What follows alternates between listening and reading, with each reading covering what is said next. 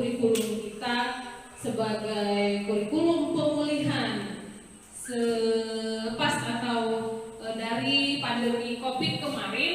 Nah, itu sebenarnya dampaknya lebih besar. Nah, dengan adanya kurikulum merdeka ini diharapkan bisa menjadi paradigma baru atau diferensi supaya penanaman nilai-nilai kebaikan itu ada pada peserta didik kita, dan ini lebih mengedepankan pada profil pelajar Pancasila. Nah, ini kurikulum merdeka itu tidak terfokus pada KKM seperti kurikulum 2013 kemarin. Itu kita lebih terpusat pada nilai atau KKM anak. Standar kita adalah supaya anak itu punya nilai yang tinggi. Tapi sekarang ini kurikulum merdeka ini dia lebih menekankan pada nilai, pada karakter anak yang lebih diutamakan, sehingga anak-anak itu lebih ditekankan pada penguatan profil pelajar Pancasila.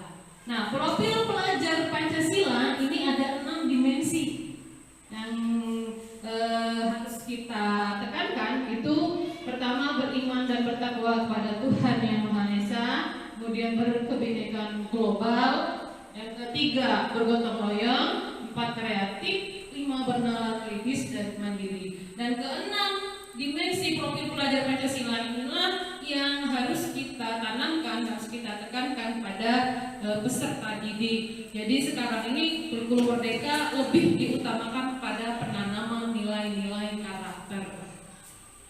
Selanjutnya ada ini poin yang kedua, disiplin positif.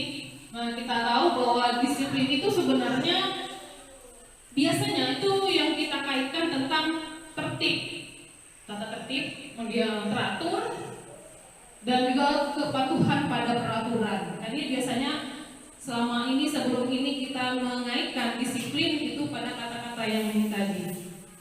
Biasanya juga dihubungkan dengan hukuman, ya. Nah, sebenarnya disiplin positif itu sebenarnya tidak harus dengan hukuman. Maksudnya hukuman itu bisa terjadi, tapi ini sebagai pilihan yang terakhir.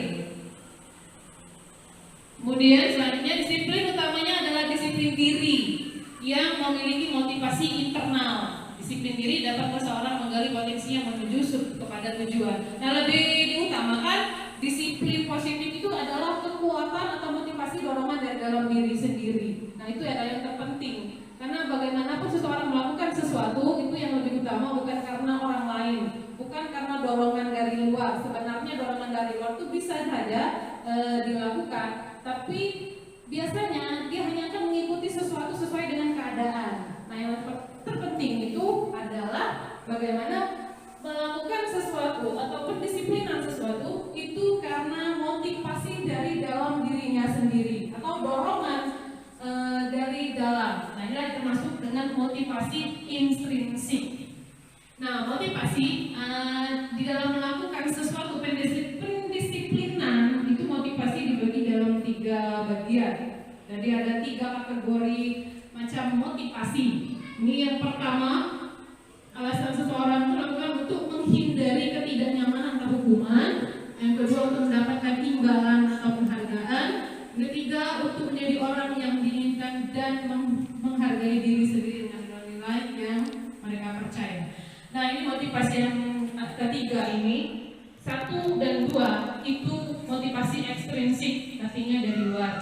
Sedangkan motivasi yang ketiga ini yang lebih ditekankan adalah motivasi dari dalam diri sendiri. Artinya penanaman nilai-nilai karakter dari dalam diri seseorang itu adalah motivasi yang lebih diutamakan.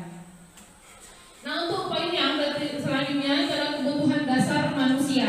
Kebutuhan dasar manusia seperti kita sadari, memang untuk melakukan sesuatu kegiatan kita punya dasarnya. Kita punya alasan untuk melakukan sesuatu. Sama seperti anak-anak juga punya, artinya dia punya dorongan melakukan sesuatu itu berdasarkan 5 kebutuhan ini. Dan menurut Dr. William Glasser itu ada 5 kebutuhan. Yang pertama, kebutuhan untuk bertahan hidup. Ini termasuk bagian dari fisiologis. Kebutuhan bertahan hidup itu seperti makanan, sandang, pangan, papan. Nah, itu termasuk dalam kebutuhan.